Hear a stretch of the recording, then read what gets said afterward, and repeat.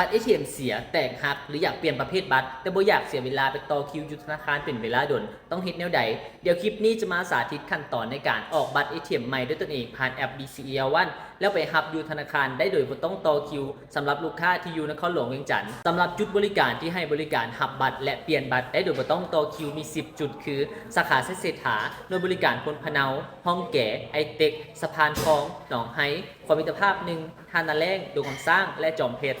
ขั้นตอนทำอิฐหลังจากเข้าสู่ระบบ BCE L1 ให้กดไปที่เมนูออกบัตรแล้วกดไปที่เมนูเปลี่ยนแทนบัตรเก่าแล้วกดดำเนินการต่อกดเลือกบัตรที่ท่านต้องการจะเปลี่ยนกดเลือกรูปแบบบัตรที่ท่านต้องการถ้าเลือกบัตร Virtual มันจะได้บัตรในแอปแบบออนไลน์ถ้าเลือกเป็นบัตร Physical มันจะได้เป็นบัตรแท้ซึ่งต้องได้มารับอยู่ธนาคารกดเลือกบัตร Physical หลังจากนั้นให้กดเลือกประเภทบัตรที่ท่านต้องการเช่นบัตรสีฟ้าสีดำหรือสีทองซึ่งจะแตกต่างกันที่วงเงินบัตรและค่าธรรมเนียมรายเดือนของบัตรกดเปลี่ยนเป็นบัตร MyWay ถ้าว่าอยากใส่รูปหน้าบัตรด้วยตนเองหรือกดต่อไปถ้าบ่ใส่รูปอยู่หน้าบัตรกดเปิดฟังก์ชัน Contactless เพื่อให้สามารถนำใช้ฟังก์ชัน Tap and Go ได้กดเลือกสาขาถ้าอยู่นครหลวงเวียงจันทน์ให้กดเลือกสาขาไซต์เศรษฐาซึ่งท่านจะบ่ได้กดคิวเวลามารับเอาบัตรซึ่งอยู่ภายในสาขาไซต์เศรษฐาจะมี10จุดบริการให้ท่านเลือกรับบัตรสามารถกดเลือก1ใน10จุดบริการที่ท่านสะดวกเข้าไปรับบัตรหลังจากนั้นให้กดต่อไปกวดสอบเบอร์โทรศัพท์ที่จะใช้รับรหัสผ่านของบัตร ATM ใหม่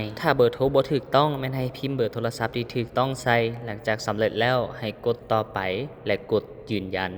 ระบบจะส่งรหัสยืนยันเป็นตัวอักษรภาษาอังกฤษตัวพิมพ์ใหญ่เข้าให้ทางข้อความของเบอร์โทรศัพท์ที่ท่านป้อนให้ป้อนรหัสยืนยันที่ได้รับใส่หลังจากสำเร็จแล้วให้กดต่อไปกดเลือกบัญชีที่จะให้ระบบตัดค่าธรรมเนียมในกรณีที่มีหลายบัญชีซึ่งค่าธรรมเนียมมันจะอิงใส่ประเภทบัตรที่ท่านเลือกอ่านเงื่อนไขในการนำใช้ให้ละเอียดหลังจากนั้นให้กดยอมรับเงื่อนไขแล้วกดต่อไปกดคืนรายละเอียดหลังจากเห็นว่าถูกต้องแล้วให้กดยืนยันการชำระเพียงเท่านี้ก็ถือว่าสำเร็จขั้นตอนในการเปลี่ยนบัตรด้วยตนเองผ่านแอป BCE L1 ซึ่งท่านสามารถเข้าไปรับบัตรอยู่ธนาคารได้หลังจากมือออกบัตรประมาณ 3-5 วันราชการมือที่บัตรมาฮอดจุดบริการที่ท่านเลือกจะมีข้อความขึ้นแจ้งเตือนผ่านแอป BCE L1 ให้เข้าไปรับบัตรท่านสามารถถือเอกสารยั่งยืนตัวตนเข้าไปรับบัตรอยู่ปองบริการได้เลยซึ่งอยู่ใน10จุดบริการที่กล่าวมาจะมีป้ายบอกว่าเป็นปองบริการเฉพาะเปลี่ยนบัตรและรับบัตรโดยบ่ต้องกดคิว